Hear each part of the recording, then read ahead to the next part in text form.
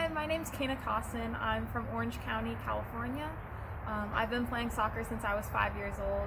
I played rec league, I played club soccer all throughout high school, and then I came to PHC and I play on the women's soccer team here. So I've played soccer since I was 5 years old, so I really love the sport, I really love the game, I really love playing, which I kind of set, and that's something I kind of wanted to continue when I came to college. So I guess I initially decided to join the team before coming in because I came out early for preseason, and I really wanted to just, be a part of the game.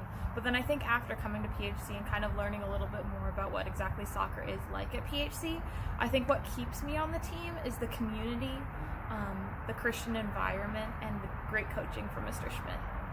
I think my favorite thing is driving in the vans to games when they're far away, because they're like 4-hour drives, and I think it really brings the team closer together, and we all bring our homework because we're Patrick Henry students, and we'll be sitting in the van, we'll be reading, we'll be studying for our tests. And I think one of the really unique things was like last semester when we were working on moot court, we had a couple people on the moot court team in the vans, and we'd just be running our arguments, asking each other questions, and it was just really, really cool.